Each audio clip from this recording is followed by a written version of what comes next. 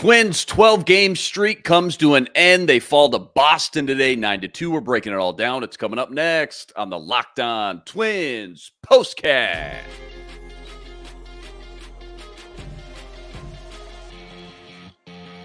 You are Locked On Twins POSTCAST, part of Locked On Minnesota on the Locked On Podcast Network. Your team every day.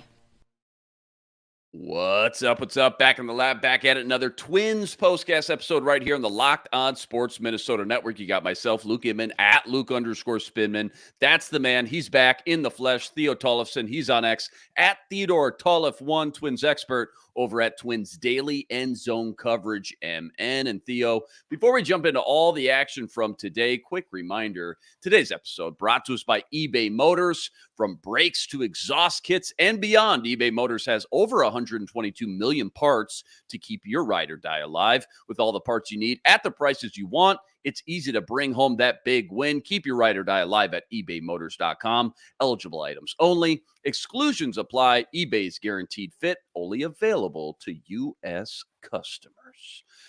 All right, man. Twins coming in on that first 12-game win streak in 33 years. You got to go all the way back to 1991, that magical season they had winning the World Series, of course. Game 3 today versus Boston, looking for the sweep. You got Joe Ryan on the mound for this one.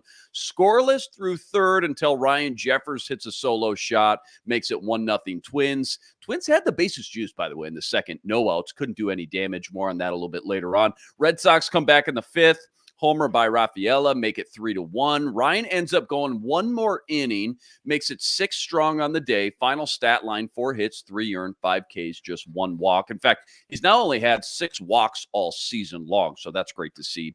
Wheels fall off in the 8th, though. Thunderberg on the mound ends up giving up 5 hits, 4 earned, makes it 7-2 Boston. Then in the 9th, Boston adds another 2-run homer, makes it 9-2. Twins finally come back down to earth. 12-game win streak is officially snapped. I'll just kick it over to you, Theo. Give us your biggest takeaways, kind of topics first and foremost from today's game.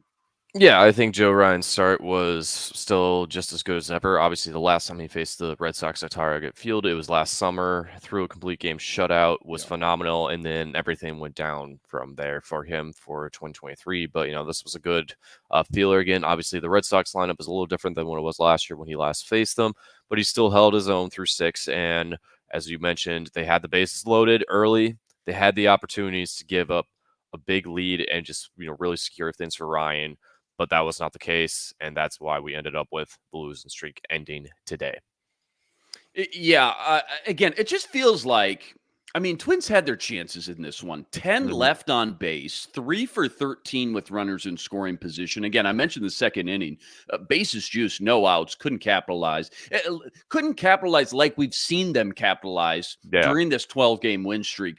Time and time again, not to mention the bullpen.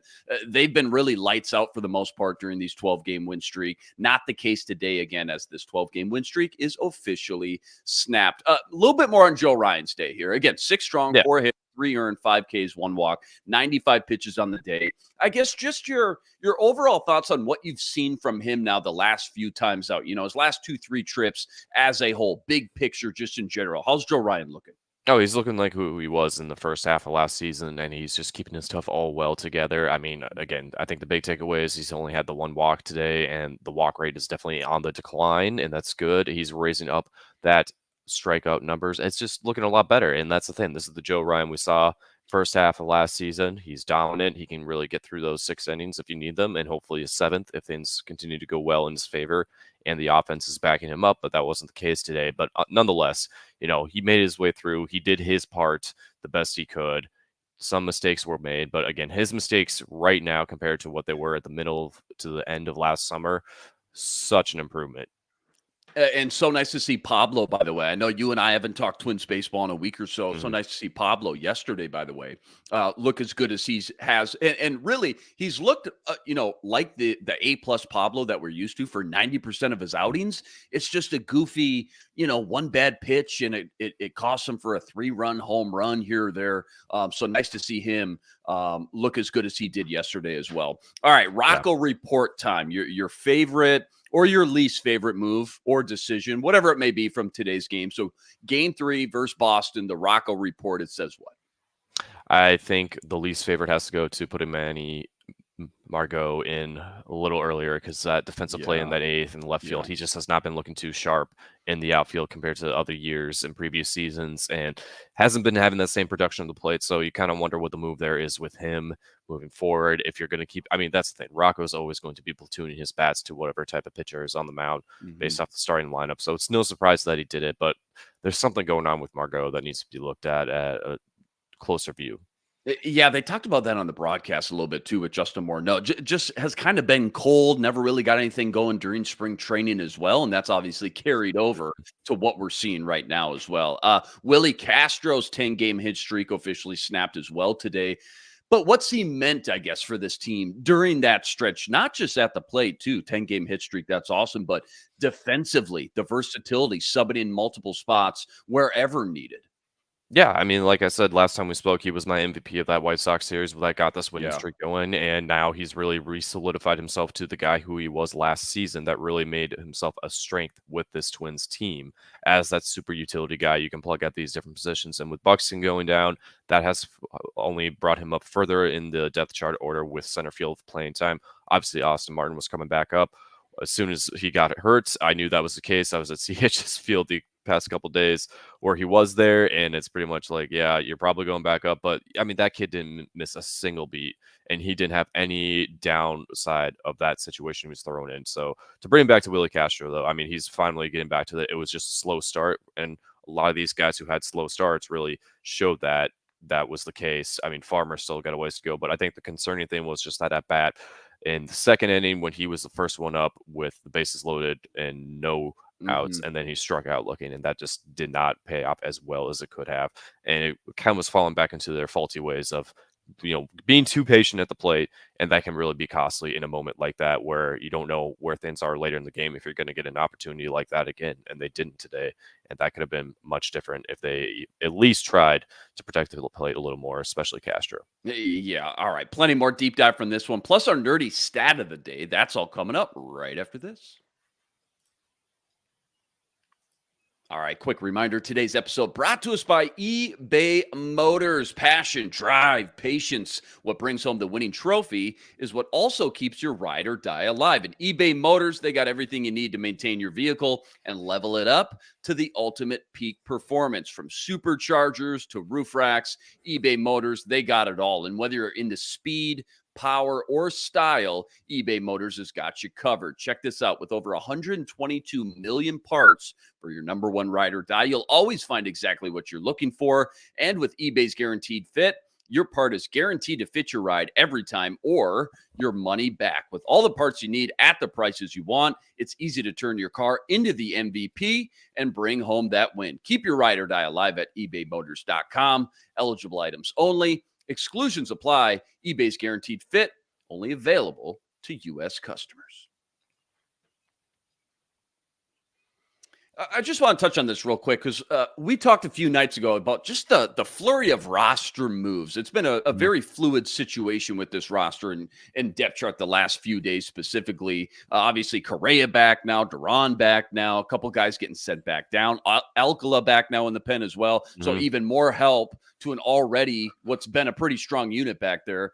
I guess what's his addition mean for this bullpen? What's he kind of bring to the table as far as his role and biggest strengths from what you know? Just a quick little scouting report on him, if you could. On Alcala? Yeah, on Alcala. Yeah. So he hadn't pitched for about a week and a half since April 22nd as of last Tuesday. Him and his wife had a newborn. I didn't know if it was a boy or a girl yet, so I didn't get that confirmed. But he had a bit of an absence with the Saints because of that. So, having that opportunity to pitch a couple times before, getting this back to where he belonged. Because, again, he was off to a hot start, got sent back down. Either way, with his wife having the kid, there would have been that leave of absence for him no matter what. So to get that at AAA where there's a little less pressure, we can really just refine what you need to do, which he didn't have much. But, with some of these guys who are not doing as well, Jay Jackson being one, Cody Funderburk, being a long reliever, you're going to get a little overwhelmed and overworked. He's going to be, I think, in that bottom half of the pecking order. Now, correct me if I'm wrong. I don't think Tope has been activated from his rehab I assignment. don't think so. No, he Okay, hasn't. I no. think things are taking a little bit longer than maybe they originally or initially Yeah, thought. no, Yeah, they had him out, what was that? Tuesday afternoon last week, and he did not have a good second outing on rehab. So I think, with all these other guys who are doing well, why rush it? sure, Especially when sure. you had to DFA Matt Bowman, who's already gone, which was to no surprise because Mm, he pitched so well in the 7 2/3 of work yeah, that he had with yeah. the Twins, and Arizona took him immediately because they needed Man, help. So, sniped him. but Yeah. but I think that's just a testament to how they've gotten a lot better at this front office specifically to filling these bullpen roles and also seeing the guys that they've drafted matured within the system really just coming into their own. Cole Sands being a huge example of that this season. Alcala has been a guy they've always kept an eye on, who's had his ups and downs, whether it be through injury or his performance. And now he's finally having that opportunity to show it. And he's still 28 years old, which I still consider pretty young for a reliever. You Mhm. can still make a good career out of that. We got plenty of good examples of older guys doing it in their 30s. So, that's the one position in baseball you really can not have like an age limit or age bias against. And what about the rest of these moves? Maybe you can just kind of walk us through which ones are notable, which ones jump out to you the most. We just Yeah. talked about Topa. Again, sounds like it's still taking a little bit longer. Again, Yeah. because of the good situation they're in, they don't necessarily maybe have to rush him back. But then you got Brock Stewart, 15-day, Buxton, Yeah. 10-day, Funderburk back up, obviously. He got rocked today, though. And then, last but not least, Royce Lewis still recovering from this quad strain, which he said, he went on record, he said, it's been one of the more challenging injuries he's had to work through, almost more mentally than anything else. Walk us through those, though. And if I'm missing any other obvious ones, let me know. No, I think he got them all covered. I mean, with Royce, I think, he's always going to be having the happiest opinions of things. But if he can, he's always been an open, honest person to interview, and having the opportunity to do that a couple times with him, he's very good about that. So I think that's something for him to learn and overcome because these Mhm. other injuries have been long and the season's still there for him. So I don't know if he's going to begin rehab assignment this month, but if it is the case, then things are going to be on the up and up. Mhm. Buxton, I think after that slide on Wednesday, that was, well, not even slide, just overrunning it. He looked a little tender when he was running around the bases Tuesday night this last week, so it was no surprise. But now you got Austin Martin back up again. He had a good first 22 games. I mean, nothing like eye popping number wise, but he really fit into the role that he had to be put into with outfield playing time. Only played second base once since the Twins called him up. The Saints have had him out there, or we're planning to have him out there on Friday night. So then he gets called back up. So you got two guys Mhm. who can really fill that role of center field, left field, infield positions with him and Castro, which is essential. And yeah, I mean, with Stewart down, it hurts, but at least he's down when Duran's back. Because if it was just Griffin Jacks at the top of the bullpen, then I think people would have been panicking a lot more than Right. they already have been. Right. No, well said. Good little breakdown there. Some good bullet points in there for sure. And again, very fluid situation the last couple games, the last week, and then probably continue to be a pretty fluid situation the next couple days as well. All right. Nerdy stat of the daytime. We always love a crazy stat or analytic on this show. If you've got one, we're all ears. What do you got? Yeah, well, I mean, everyone talks about the 91 team and their 15-game Yeah. winning streak, but I mean, this is the third time that the Twins, since moving here from DC, they've had a 12-game winning streak or more. The only other time was that 1980 team, which people Mm, don't usually remember. It was second last season in the old Metropolitan Stadium. Jerry Kuzman had been returning to his hometown team from a long time with the Mets. Actually, no, that was in '79, his second season with the Twins. Um, but I mean, we had a prime Roy Smalley at the age of 27, and it was all but their last two games of the season from October 3rd. I had the schedule up here. But anyway, the winning streak, the 12-game winning streak, went to October 3rd of that season. And then they lost the last two games to the eventual American League champions, the Kansas City Royals, future Hall of Famers, George Brett. hmm And then they also had future Hall of Famers for their Kansas City Royals, Frank White, Willie Wilson, Amos Otis. I mean, they really put their own through, which, I mean, it's a forgettable team in the long run, but they did their part. And, they went back and forth between the White Sox, the Rangers, the Royals, and the Rangers again to get to those 12 games. And you wouldn't expect that from that team, but I think it's just highlighting the other one that doesn't get talked about, because we're going to be talking about this 12-game winning streak all season and the Right. sausage. So Right. And the magic sausage, baby. Hey, there's some good name drops in there. And I feel like anytime you can bust out a nerdy stat, I feel like some of the seasoned Twins fans listening at home, they always appreciate that, man. Oh, So yeah. that was a really good one. That was really solid. All right, don't go anywhere. We got to preview game 1 versus Seattle. That's all coming up right after this. Quick reminder, today's episode brought to us by Monopoly Go. Now, I've been told I'm the competitive one in the household. I'm the one who's always trying to kick things up a notch, create some friendly competition, if you will. And that's exactly why Monopoly Go is perfect. And not just for me, but over 150 million other people that have already downloaded it. It's the new latest and greatest twist on the classic Monopoly we all love and remember. And now you can play on not just one board, but hundreds of Monopoly boards, all with different crazy locations, helping you build up amazing new cities that bring you big money. And best part, without a doubt, messing with your friends and family. Charge them rent on all the iconic properties, and you can even steal their vaults of cash or team up with your friends, earn big rewards. So what are you waiting for? Get in the game, play with all your family, play with all your friends. Download Monopoly Go for free at the App Store and Google Play.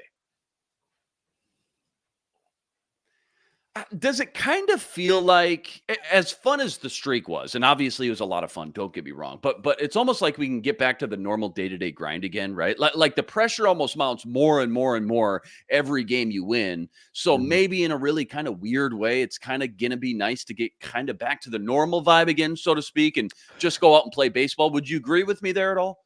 Yeah, I mean, I think my anticipation was Boston was really the first challenge in this schedule, and I was surprised they made it to 12. I mean, their pitching has been phenomenal to start the season, but they got the better of Tanner Hoke on Friday night, which is huge. He's been phenomenal. He's a stud, man. That was the first time I mentioned this on the postcast. That was the first time I've sat down and watched him start to finish this year. Yeah. That dude can throw some smoke. No, I think his last start was last Sunday night when it was Cubs and Red Sox for ESPN game. So Sunday Night Baseball. So I watched that one, and he was just cruising like crazy through it. Yeah.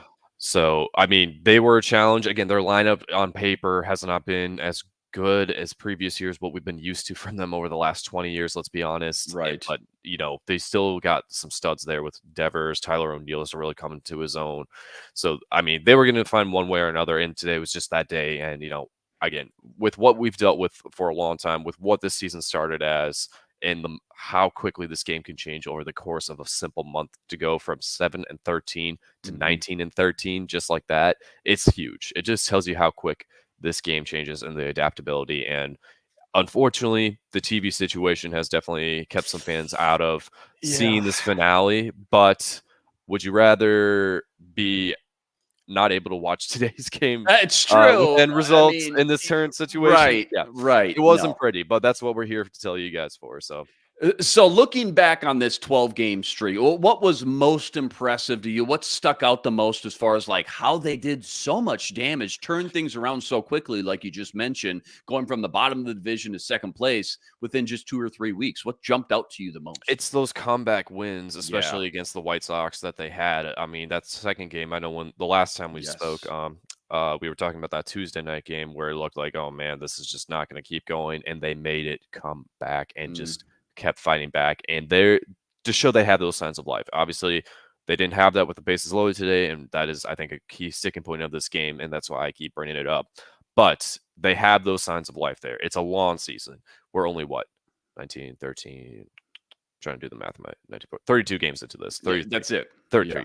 Yeah. So, again, a great place to be after 33 games and after a very slow start, and you did face some really good teams, and you're still going to. I mean, Seattle is, I think, still first in the West in the AL West. Again, I've been out of town for the weekend, so I'm not all caught up, but I'll know by the next time for sure. But yeah, I mean, Seattle, then go north of the border to Toronto, who haven't been as good, but they still got a lot of great studs. Yeah, Seattle's up. They have a 19-15 record. Yeah. And Toronto, they're last in the AL East, but being last in the AL East is 16-18 versus last in this division with the White Sox, which is 8-26. So entirely different types of teams. And the Blue Jays have been struggling with their young guys, but you know, old friend Jose Barrios is looking like a Cy Young candidate early in the season. So, and the Mariners have arguably the best pitching staff in the American League for sure. So, I mean, more challenges to come, but definitely ones you want to prove yourself worthy of after a 12-game win streak that you can at least split some of these series. For sure. No, good little breakdown. Good little tease for the game one preview versus Seattle as well. Who is the MVP? And maybe I'll even give you an honorable mention as well. During that 12-game win streak, if you had to pick two guys, let's just say, that we got to give some love to, got to give some spotlight to, some attention to, who's been red hot during those 12 games? Well, I think Joe Ryan was the anchor in that starting rotation, even today. I mean, obviously different results than he was hoping for, but he kept them in the game, and it was unfortunately the bullpen that lost control of keeping this a winnable game and extending it to 13. And I think Willie Castro, as we mentioned, because he had the 10-game hit streak, he had to be switched around from roles, from playing shortstop back out to center field to just being a guy in left field that they can use. So he was a huge part of that and just recovering his season from the slow start he had. Are you pretty comfortable now? Are you confident enough now in this team that they can at least keep this winning momentum, this winning vibe up from here on out the rest of the way? Or like, what's your biggest worry, I guess, as far as them potentially regressing back to the mean again, if there was one?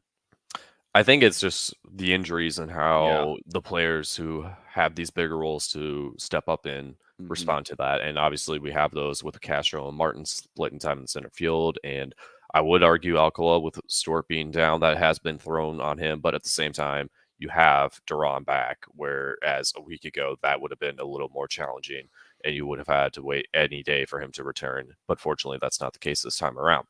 So I think that's it. But yeah, I think the morale has completely taken a 180 from where this was 2 weeks ago. Yeah, 100%. Big time. It feels night and day, dude. The vibe, I got to imagine, in the clubhouse and everything else, just around town, feels night and day different. And like, to your point, like you mentioned, like Royce should be back sooner than later. You would think 2-3 more weeks, maybe, I'm guessing. You got Correa back. You got Duran back. Buxton in a week or two. I mean, if anything, it feels like they should keep playing their best ball. And dare I say, maybe even get better in some metrics, in some areas. On paper, anyways, that's how it feels, getting some of these big names back anyways. Well, it is the toughest stretch of their schedule this season now, from Seattle to Toronto. This is it coming up right now? Okay. Then you got the Yankees at home for 3, and I don't think we're going to say – I don't want to be a downer, but I don't know if we're going to see the same results as last year in another series win if things don't play out. But I think that's just what I'm used to in my lifetime. No, that's fair. And then – they go to Cleveland for 3 more. So these next 2 weeks are definitely going to be a tone setter for how things can play out for them when they get to these bigger games. And unfortunately, again, I can't officially put a timestamp. I don't know when Royce is going to return, but I would say a good benchmark to hope for is his birthday on June 5th. Got it. Okay. Just something to have circled on the calendar is just kind of nice. Even if it is another 4 weeks away, at least mentally now we have something to kind of shoot for. And go ahead. Yeah, no. I don't know for sure. I don't have these team sources or people to really confirm with, but I mean, just based off of what I can do in my speculation, and I want to speculate responsibly, and I want everyone to speculate responsibly. That will be a time. Hopefully we can see him in a couple more games before he turns 25, but we'll see. Right. You gave us a quick little tease already. You mentioned Seattle. They're in first place in the West. Maybe the best pitching staff out there right now. Yeah. What's nice for the Twins, though, at least they got 4 more in a row at home. So, you get Seattle now for 4. At least it's at home, which is nice. Game 1 tomorrow. Woods Richardson on the mound. What's the scouting report, I guess, look like as far as Woods Richardson's expectations we've kind of grown into with him? And then also, again, any more little quick snapshots of scouting reports on this Mariners team for people who, again, just may not know a lot about him? Yeah, absolutely. I mean, Woods Richardson, second time out against the White Sox didn't look as sharp. They had a better read of him. Obviously, the next time you face a team, and if it's the last time you were on the mound, you were facing them, they're going to have a bit of an advantage over you in adaptability. The Seattle lineup, they're going to be completely new to him. I think we still should hope for at least 4 or 5, maybe 6. But again, it's a strong lineup. You got old friends, Mitch Garver and Jorge Polanco, and they're doing pretty well to start the season. Future MVP and Julio Rodriguez. I don't know about this season, but the kid's still only 23 years old, and he's just become he's on that cusp of superstar status, and it's just a matter of that. And then looking at who's going up against Woods Richardson, you got Luis Castillo, another favorite for the American League Cy Young this season, who's off to a good start. Then on Tuesday night, Emerson Hancock, I think it's a rookie with them. He'll be going up against Bailey Ober. So Tuesday, a little more favorable on paper, but and then George Kirby, another one of these young studs that they have over there that has been off to a hot start as well. And finally, Thursday night will be George. Nope, I'm looking at it again. Yep, Thursday will be Logan Gilbert. So you get to see all of their top 3 starters. It's going to be tough because Pablo will pitch, Bailey Ober will pitch. Paddock looked like he was on a better return yesterday as well compared to his start in Anaheim. Yeah. So a little more favorable in the matchups on the mound. It's a good test for this rotation to see how they do against one of the best experienced ones. It sounds like a great litmus test coming up. It's one thing to go on a 12-game heater versus the Chicago White Sox and Anaheim Angels. Sure, you took 2 or 3 versus Boston, but the stretch coming up now, as you've laid out, serious litmus test for just how good this team is and where they kind of rank among the league's best throughout the MLB. All right. Let's get out of here. Twins 12-game win streak snap. They still take 2 or 3 from Boston. Fresh 4-game series on deck tomorrow versus Seattle. Again, Woods Richardson on the mound for that one. First pitch, 6:40 p.m. Central Standard Time. As always, huge shout out to everybody that joined us on the stream. Rest assured, we'll be back each and every game, same time, same place right here to break it all down. And quick reminder, go check out all of Theo's work on X at Theodore Tollefson and all the work you're always ripping up over at ZoneCoverageMN.com and Twins Daily. Anything new as of late, we can go check out, Twins related, of course. Well, just returning from a weekend. Yeah, you've been on the trip. Yeah, I'm a little rusty. Well, we didn't really have much internet as we were discussing before we started, right. But we at least got the Wolves game, which was essential. Huge. So, yeah, I think I'm going to have something written up on Caleb Bosley's day in the majors. If everyone recalls, he was called up as an extra guy just having the bullpen last Wednesday to finish out the White Sox series. And he was back in St. Paul the next day on the mound, ready to go. Had a little more limitations with his pitch count limit because he was just traveling so much in the 48-hour time span. But he still had a good start up until his final pitch where he gave up a 2-run home run. But hey, those things happen, and he took everything with stride. So I think sharing that story, that experience, especially for a guy who's only had a cup of coffee, made his major league debut last September with the Brewers, his hometown team, as he's an Appleton, Wisconsin boy, which is not too far from Milwaukee, but I mean, they're pretty much adapted into that whole state. So right. Can't wait to check that out. That's going to be awesome. And you can check me out on the T-Wolves postcast with my guy Jack Borman. Game 2 versus Denver tomorrow night right here at Locked On Sports Minnesota Network. And if it's not too much trouble, go like, go subscribe, help us to get 8,000 subscribers. That's always much appreciated. All right, that'll do it for us today. That's Theo. I'm Luke Inman on X at Luke_Spinman. We'll see you next time. But until then, signing out.